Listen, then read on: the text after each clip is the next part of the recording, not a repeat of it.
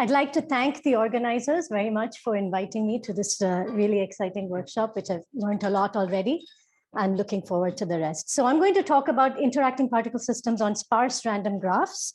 This is joint work with my graduate student, Ankan Ganguly, who will be graduating, and former postdocs Dan Lacker and Ruowu Wu. Dan Lacker is in Columbia now, and Ruowu Wu is in Iowa State.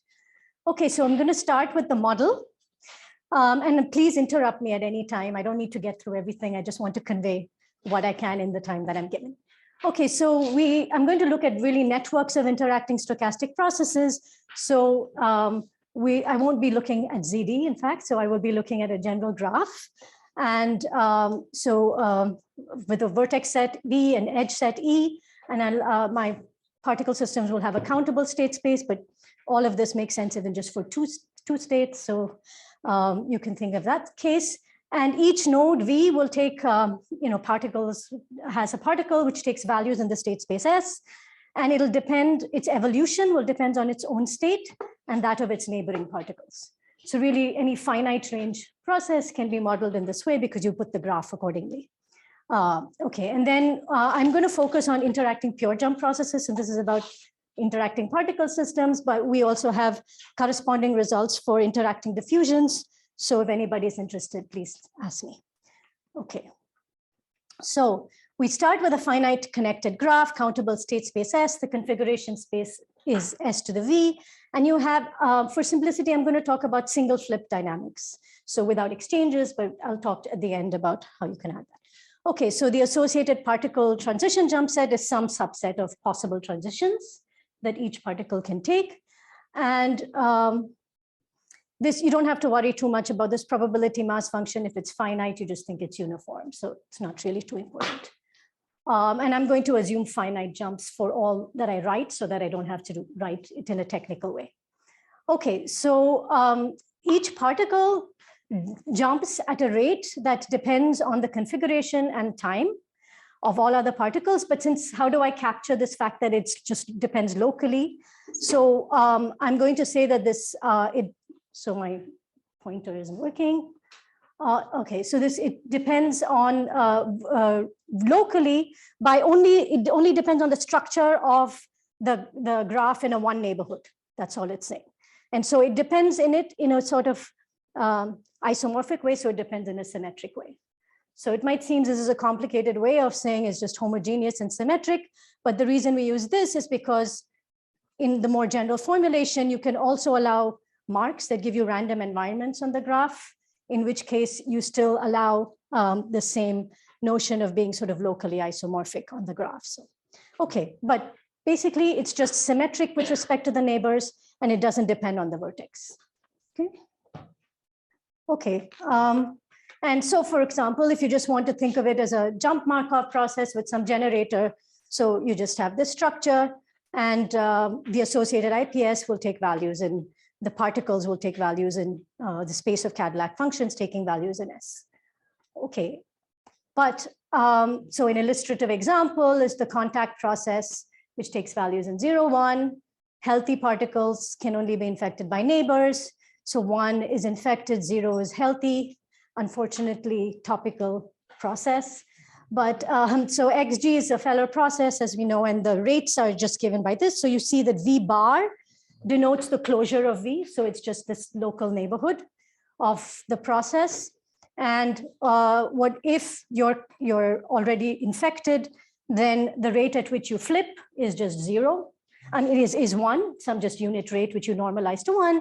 And if you are healthy, then the rate at which you become infected is proportional to the number of people who are infected in your neighborhood. Okay, it's the number. And so you see that this rate is actually, will grow with the degree of the graph. Okay, and lambda is just some parameter of the model, which is modeling the infectivity. Okay, so we're all used to, and we've seen many in the lecture courses of representing these particle systems in terms of generators, but I'm going to rather have them driven by Poisson STEs, which is equivalent, but you will see soon why that's more convenient in my framework. So this is just So every particle, we know that you wait an exponential time and then you flip, etc., but that can just be modulated by a Poisson process. So every particle has an independent unit rate Poisson process, but this is actually a Poisson process on R squared because I want to modulate. So it's a Poisson random measure because I want to modulate also the rate. Okay, so it's just a way of writing the same Markov process in terms of a jump Poisson SDE. It's a standard representation. So this is for the contact process in particular. So if the rate is in general some R, J, G, V, this is how you can represent it in terms of a Poisson SDE. So that you might be saying, okay, I understand the DS, but what is the DR doing? The DR is just a way to incorporate state-dependent jump rates. Okay, so I have to tell you, so this is at any time S, my jump rate is sort of R, J, G, V, and it's keep changing. So I have to take, if the rate is higher, then I take more of my Poisson process. If the rate is lower, then I take less of it. Okay, is this clear? So for, of course, those who've seen it, this is very standard. For those who haven't, I just thought I would. Okay, and you might say, why am I doing this? Well, as I say over here, because this also allows me to incorporate non-Markovian interacting jump processes. So then in this case, I don't have to require that the rates only depend on the current state of the process. That is, I don't have to depend only on XGV of S, but it can depend on the past history of the rates. And even if you're not interested in non-Markovian processes, if you're interested only in Markovian process, you will see in this talk that this framework is still needed for the kinds of limit theorems we're going to look at. Okay, is this clear? So my rate at any time depends on my current time, and it depends on the entire configuration, but of course only through the local configuration.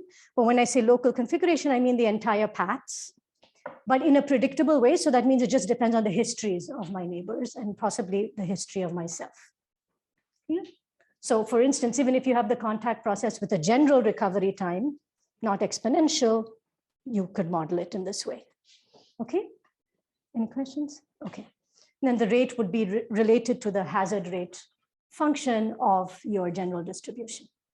Okay, that detail is not important. So there's this predictability so that you can make sense of this SDE so that you don't depend anticipatively on what's happening later. And I'm going to put a mild assumption on these local jump rates that there are constants where the K is going to indicate the size of the neighborhood.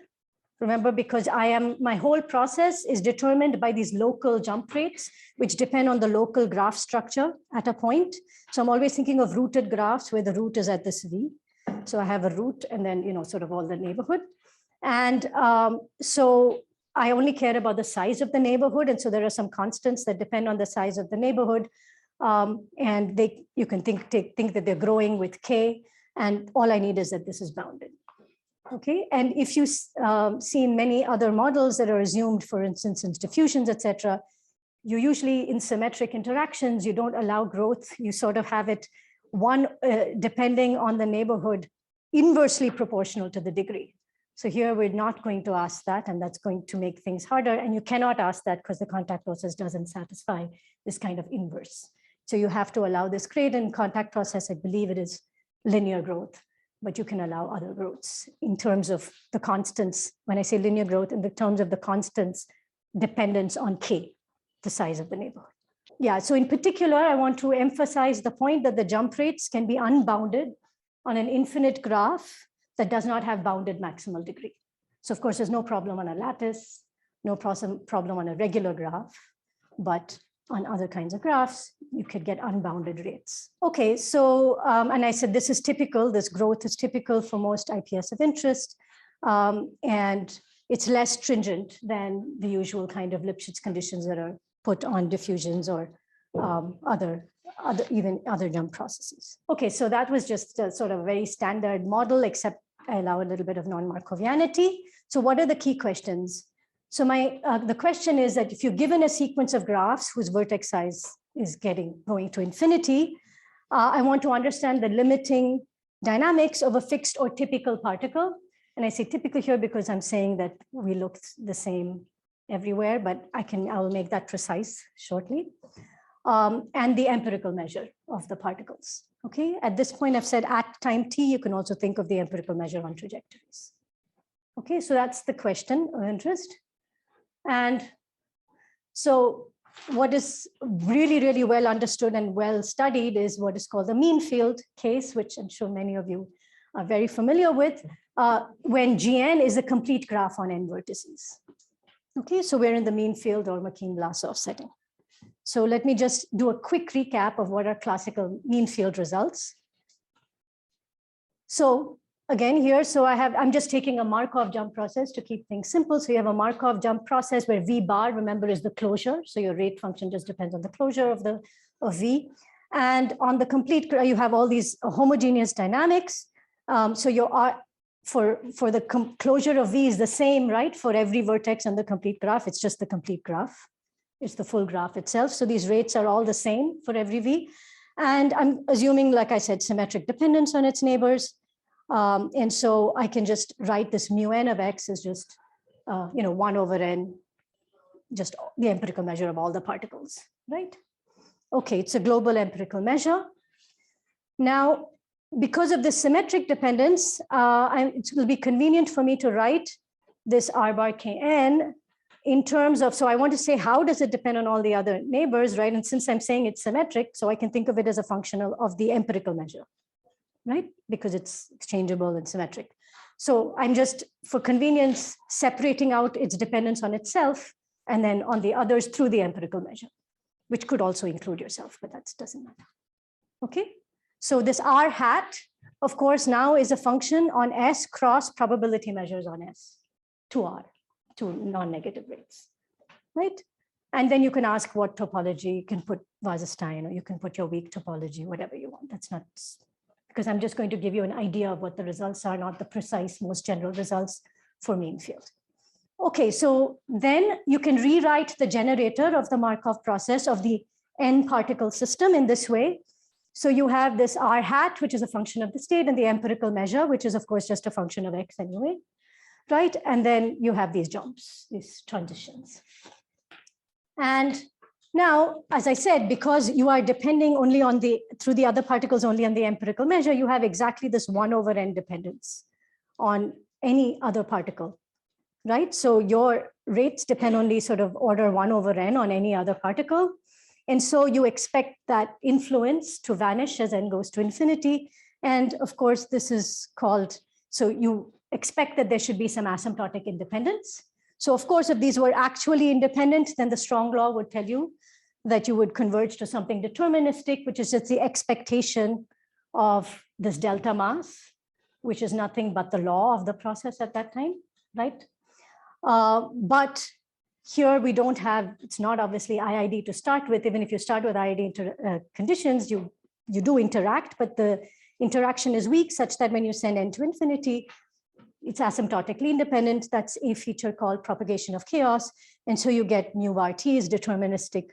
And if your r hat is nice and continuous with respect to the measure variable, then if you want to guess what the limit is, you would guess that that would go, you would replace your mu n by its limit, mu bar. And that is the generator that you would expect for the limit process. And indeed, if you look at that process, you see now there's an AT because that depends on T, right? It's not just a generator that is homogeneous Markov process, but it's an inhomogeneous Markov process. But it's a special kind of inhomogeneous Markov process that depends on time only through the law of the process. So AT is a generator of inhomogeneous Markov. So you have these Markov processes converging to an inhomogeneous Markov process, but these are called nonlinear Markov processes. And of course, in the context of diffusions, this goes back to the 60s and they're called McKean-Vlasov dynamics. But in the context of jump processes, one well-cited work is Erlschlager from '84. I'm sure there are various special cases that were done earlier. And there's a nice book by Kolokoltsov for more general Levy processes and other jump processes.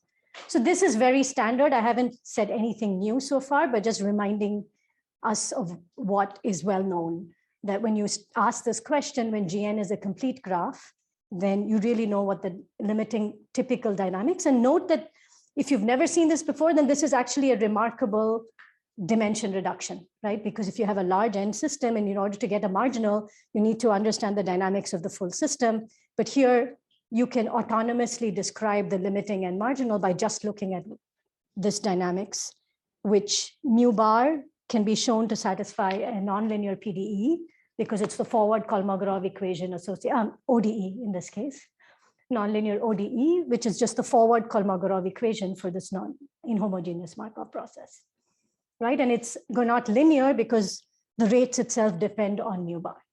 So you just look at this nonlinear ODE and you just analyze that instead of this high n as an approximation to a high, n marginal system. So it's a remarkable dimensional reduction. And so if you see in the literature, like mean field approximations of this kind are used everywhere in applications, everything. People will just assume you have a graph, then we'll say we'll take a mean field approximation, assuming things are asymptotically independent. Okay, so the question is, yes, please. Yes. So what is the topology of the convergence of the last slide? Of the empirical measure? Yeah. The empirical measure just take weak convergence, for instance. But you can put different conditions and get, W1 convergence or W2. So, yeah. So I'm not trying to be too specific about that because then I'll have to tell you what conditions, and that's not the main. But okay, so that means integrals with respect to bounded continuous functions. Okay, so and anyway, this is all on a sort of finite state space, so it's really just Euclidean metric. So it's really Euclidean convergence. If it was a finite state space, the measures are just on the simplex, right? So it's very simple in this case. Okay, so it's a nonlinear ODE on the simplex. Okay, so the mean field approximation is another thing called the voter model, which again is about opinion dynamics, another very unfortunately topical thing, a topical model, but where you have -1 and 1, and which you can think of as two opinions. You can have multiple opinions, but this is a simple case where you flip from one state to the other, proportional to the number of fraction of neighbors which have the other opinion. Okay, so that's just another model. You can so these voter models, sorry, that's a little hidden, but this is a voter model simulation. This red thing is a voter model simulation for where the graph is the D-regular tree, where D is 3, okay? And the blue is the mean field simulation, but what are we plotting? It's the probability that the root agrees with exactly 2 neighbors. Okay, so just something which requires, so I look at what's the probability that it has agreement exactly with 2 neighbors. And that's the plot. So it's kind of clear that this is not going to work because the mean field is assuming all of them have independent, opinions, and that's why it's doing so badly. So you might think you're cheating, you're giving it a very, bad approximation, but they use this model everywhere. So you might say, okay, if I knew better, I knew that correlations are important, so I would do a refinement of the mean field approximation that takes into account correlations. These are done in a standard way, but they don't have closure. So there's no really rigorous statement that is enough and that's okay to do.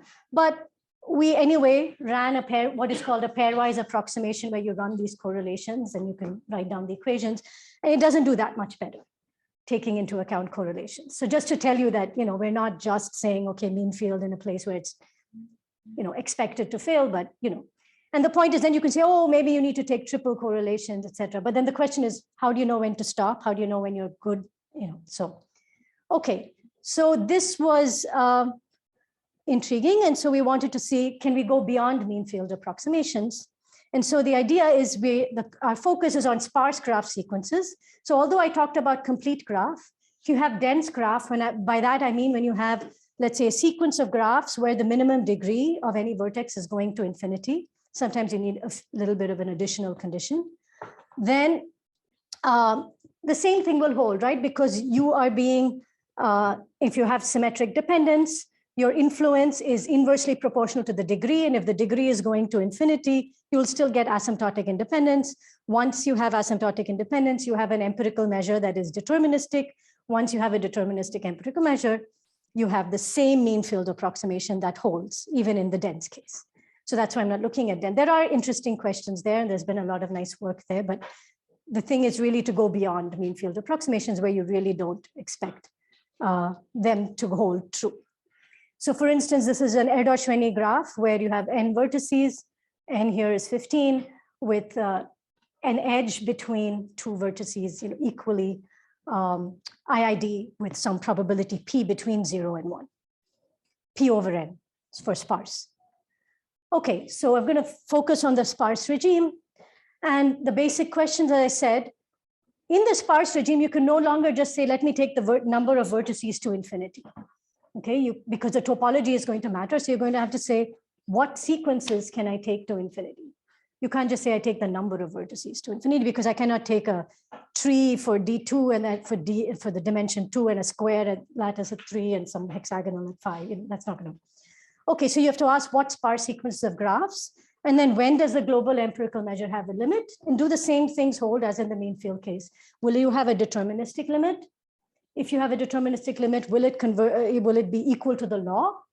And then maybe then can one obtain an autonomous characterization of that dynamics of the empirical measure? Okay, and this was an open question posed also by Delattre, Giacomo, and Dusson in a paper of 2016, where they were looking at diffusions on Erdős-Renyi graphs, and they said something for the dense case. And they said, but we have no idea how to do it for Erdős-Renyi sparse case.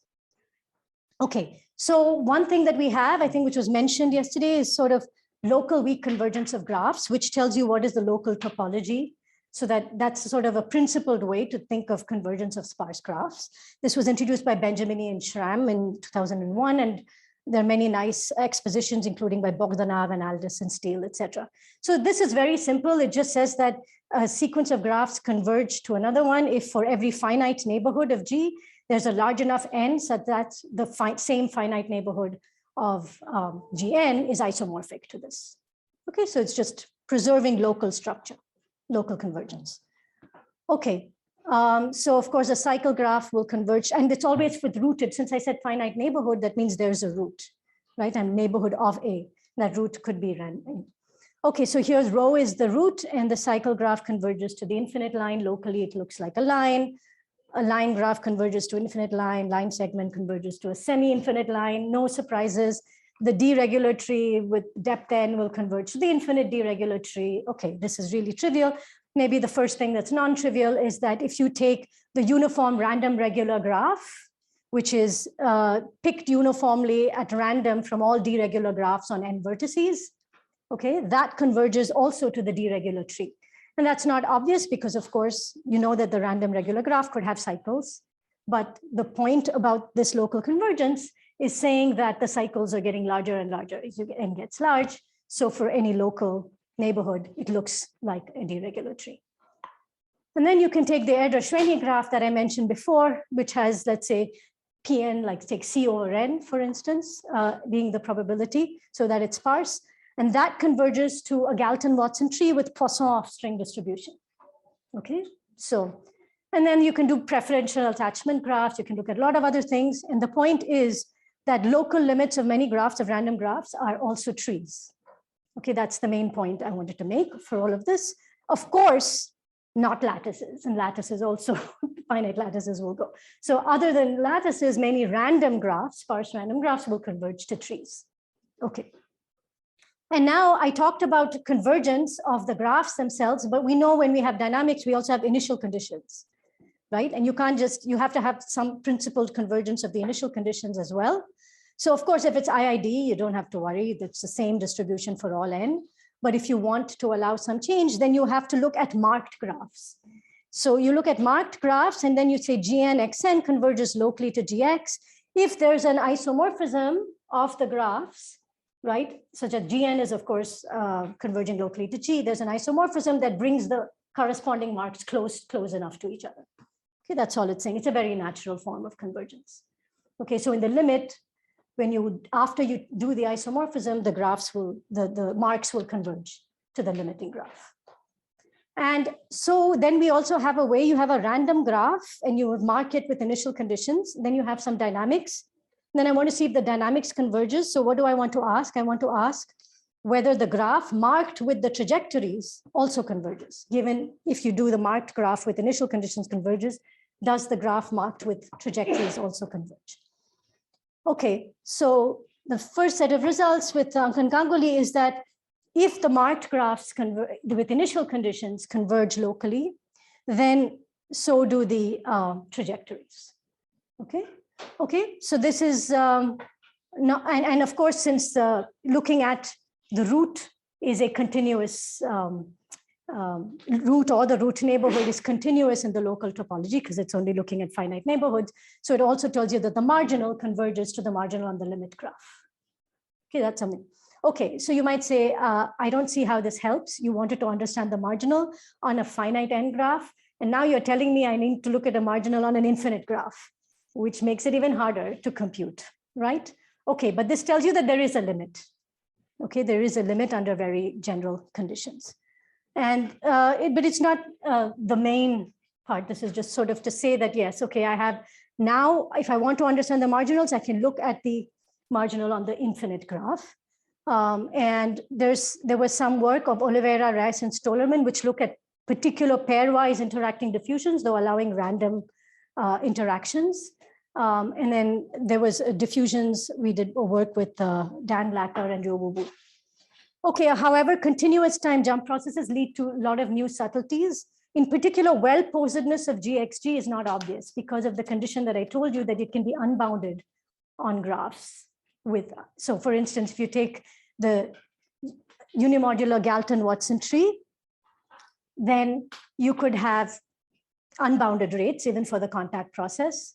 So you have to be careful about actually showing well-posedness, even for the simple contact process.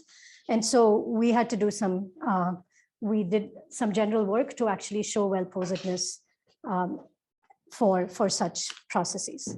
That was one of the things. And then we had to also prove a certain asymptotic correlation decay property in order to be able to show that you have this local convergence. Okay, so I'm not going to go into that too much in the interest of time because I want to get to the results.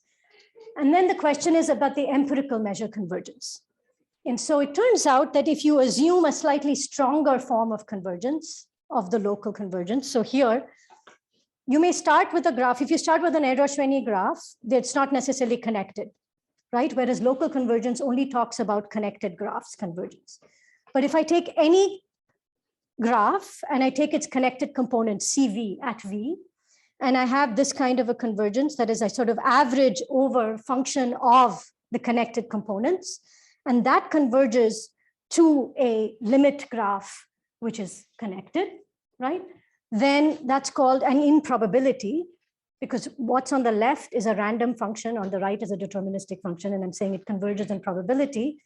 The earlier condition that we said was it's converging in distribution. So this seems like just slightly stronger. This is converging in probability. Then the empirical measure also converges to the law of the root particle in the limit graph. So you do get the deterministic limit, and you do get, so it's like you recover the sort of high level properties of what you have in the mean field. However, so this is just a little subtlety. I want to say that if you had only convergence in distribution, which is all we assumed in theorem 1 for local convergence, you could have a stochastic limiting empirical measure. And you could even have cases when, if the empirical measure is deterministic, it does not coincide with the limit law. So I don't have time to go into that. I'm happy to talk to you about this, but this is just to say that convergence in sparse graphs is much more subtle than in dense graphs. To coming to maybe the main thing is that if you have the first, we said that now we're interested in the dynamics. So you know that both the empirical measure as well as the marginal dynamics converges to the marginal dynamics on the infinite graph. So the question is, can we have an autonomous characterization of it like you did in terms of a nonlinear ODE, for instance, for mean field models? Okay.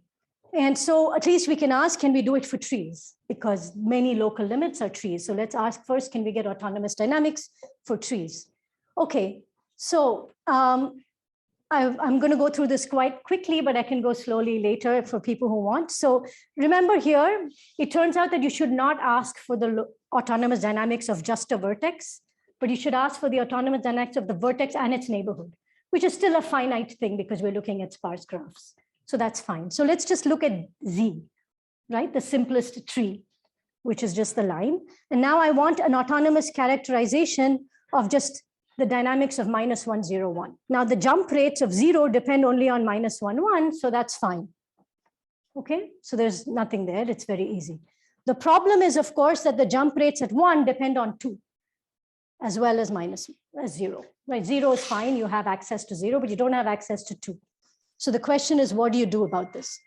So there is a filtering lemma from stochastic analysis that tells you that you can make the system autonomous always by changing the jump rates to be non-Markovian, by conditioning. So your mind now, my theta JVT is going to be the jump rate, normal jump rate it was, but conditioned only on the history of the processes in -101 being that zeta. Okay, so this is a filtering lemma from stochastic analysis, which you can apply. But of course, the thing is you need to identify that functional, otherwise this is no use. So for the root, of course, the functional is the same as the original, everything, we're all hunky-dory. But what do you do for the next? I'm just going to tell you the ingredients and then conclude. So this is just a short form, this minus t brackets is just a short form for the history up to t, not including t. So the interesting thing is that the trajectories form what is called a second order semi-global Markov random field, which I'm not going to define exactly, but in the context of, I think most people know what a Markov random field is. So it's a Markov random field with respect to the graph, which connects edges, not only these edges, but also edges of distance 2. But there's also a sudden slight extension of that, which is semi-global. But on the line, it just means that in space, it's a second order Markov chain, the trajectories. Okay, so then that's clear that it's a second order Markov chain. So how is that going to help us? Well, just one line. So remember that to access theta 2, I need the conditional law of the value at 2 given my 1, 0 minus, right? Because otherwise, how do I evolve my particle at 1? Because I need to know what the particle is at 2, but I only need to know the conditional law of 2 given my -101. Since I'm looking for autonomous things, I'm allowed to look at -101, right? So I look at the conditional law, but because of this, the green and the blue is independent of what's in red here. That's what the second order Markov chain property tells me. So the law of x2 given x -101 is only the law of x2 given the two most neighboring ones, which is 0 and 1. Now, remember here, green things are things that are outside what we want in our autonomous description, and the red are all that are nice in our description. So here we're still not doing well because we still have this x2 or x2 of t, for instance. So, but we have symmetry, so we can shift. So the law of x2 of t given x1, the histories of x0, x1 is the same as the law of x1 of t given the histories of 0 and -1. And that we have access to because it's only defined in terms of something related to the histories of -101. Okay, I know that was a bit fast, but I just wanted to give you a flavor. So the actual result is that, yes, you can have an autonomous system of local equations which tell you how this, just the -101 evolve. And I'm giving you explicitly that these rates now depend on the law of the histories of the processes in a sort of way. So you still get, in a sense, if you can look at a non-technical version of this, is that you have this autonomous representation in terms of a nonlinear path-dependent jump SDE. Nonlinear because it depends on the law through these conditional distributions, and it's path-dependent because it depends on the past. And so the point is that the marginal of even a non-Markovian system in the limit, of a Markovian system in the limit is non-Markovian. Okay, but that's in itself might be not like a huge statement in itself, but the point is we tell you exactly how it is non-Markovian, and it's this nonlinear Markov. So it's an infinite dimensional, nonlinear Markov process on path space. Okay, so I just want to conclude with saying, okay, so how does that help us? And you can simulate this nonlinear process to look at the marginals, and that's the green thing here. So blue was the mean field, yellow was this trying to improve pairwise approximation, red was a simulation of the voter model, and the green is this Markovian approximation actually to this nonlinear Markov process, and it does quite well. So I'd like to end with that. Thank you. Thanks a lot. Kavita, are there questions? Can I go? Yeah. I was wondering, so So also this Benjamin convergence, it has a matrix, no? So whether you could have some quantitative yes, very good question. And yes, we are looking at that, but so far on the circle for a simple diffusion, so we looked at diffusions first. So if you look at simple linear stochastic differential, linear stochastic differential equation, you look at its limit, you can actually get quantitative bounds. So for the more general case, I mean, I only told you, by the way, the local approximations for the regular tree, but we also have it for Galton-Watson trees, where it's much more complicated, and obviously I didn't have the time to go into that. But and there you need to understand local graph structure to get this quantitative. So, but for the circle, we were able to do it for like a special case, but with my student Kevin Hu.